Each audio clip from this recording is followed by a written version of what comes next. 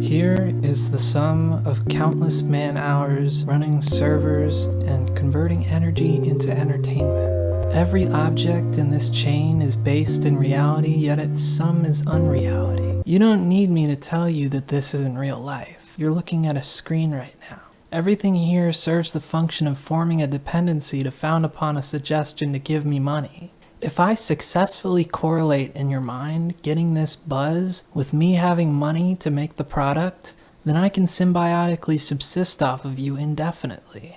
I have to be careful to not dilute the product with advertisements too much, because otherwise you wouldn't be getting a buzz that would make you want to come back for more. It is integral to the experience that you consider me to be a person and not a substance. This drug is an ephemeral one that only functions as long as you believe it isn't a drug. This short film only functions as long as you believe its content. Independent theater won't make you come back for more like the humble identity-affirming content will. You aren't stuck up like the people you use to define yourself by saying what you aren't. If you are humble, you have less excuse to be mean to yourself, so of course you are. You aren't human, you're matter. I'm sure you can tell this clearly wasn't made in the 80s or 90s, but I'm openly pretending it was, because it's a roundabout way to sound modern. Generation Z was born into a time where anyone could access media from all spans of time, yet the vast majority of that media available was made before the internet. It feels more legitimate to experience media that feels like the vast majority, the likely idea in your head of that media at its core. It is very likely that as time goes on, people will make emulated analog film and music less and less, because post-internet media embedded in the collective unconscious will gradually outnumber pre-internet media, and analog processing will feel less like a prerequisite for legitimacy. One day, our children will emulate our generation's art by striving to fail at perfectly emulating analog, because it will be harder for them to fail than to succeed. It's likely that by that point, there will no longer be any incentive to, because artistic legitimacy will be derived from some other arbitrary thing. Our generation's motif is of processing impossibly large amounts of information and figuring out our place within it.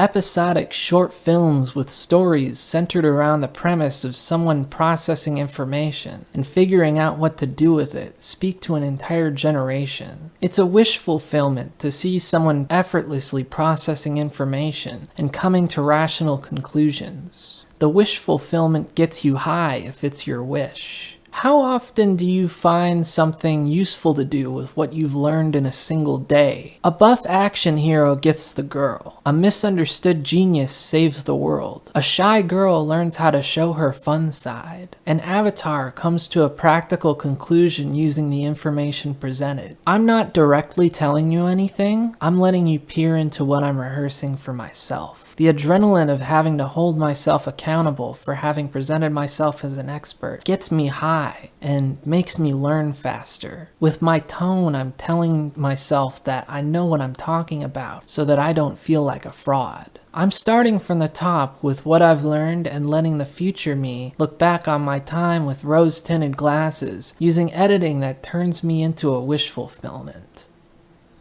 Wish fulfillment. If it's also your wish, you might be high right now. If it isn't, then you are likely very bored.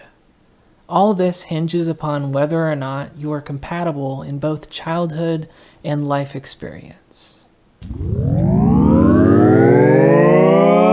If I were to publicly pathologize my behavior, I'd have to admit to you that I'm autistic, and I have some schizotypal tendencies. Generally, people will laugh unabashedly at scenarios with autistic-coded characters, but it stops being as funny when they turn out to actually have autism. It's too medical and weird. In real life, there's lolcows such as Chris Chan, Darkside Phil, and King Cobra that experience Truman Show levels of gang stalking in order for others to generate content that emulates the scenes with autistic-coded characters we grew up on laughing at. Secondhand embarrassment content is a substance that gives people a very specific kind of high that is strangely addictive. It's a mix of nostalgia for shows we used to watch, for one, wish fulfillment for those shows being real in a way, for two, self-satisfaction for not being in their position, for three, spicy social pain, for four, the fascinating logic puzzle of figuring out how it could have been avoided, for five, and the mesmerization of watching a train wreck and not being able to look away, for six. For that kind of substance, it is absolutely crucial that it highlights a person who evokes a lack of self-awareness and a degree of mental simplicity, because that allows them to be easily projected upon in order to facilitate an escapist television show fantasy. To allegorize this to drug production, say we have an autistic adult who likes to overshare online. This is our raw coca plant. Someone notices the plant and cultivates it in order to distill it into cocaine with their media production and social branding skills.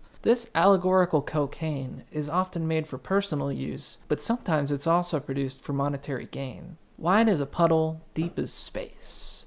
With postmodernism's constant deconstruction, anything plainly what it is a precious commodity. People without self-awareness don't build barriers against deconstruction before being genuine, so they are an everlasting resource to exploit. A person with self-awareness would quickly learn how to not be deconstructed again, yet someone without self-awareness cannot sufficiently adapt to avoid predators who get high off of the hunt. I cannot be genuine unless I overload you with information that incapacitates your critical thinking first, or present something so goofy and simple that it implicitly insults you for even trying to think about it too hard.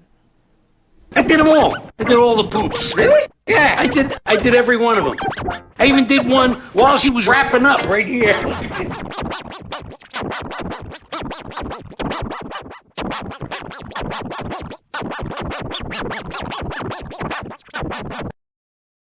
If I were to publicly pathologize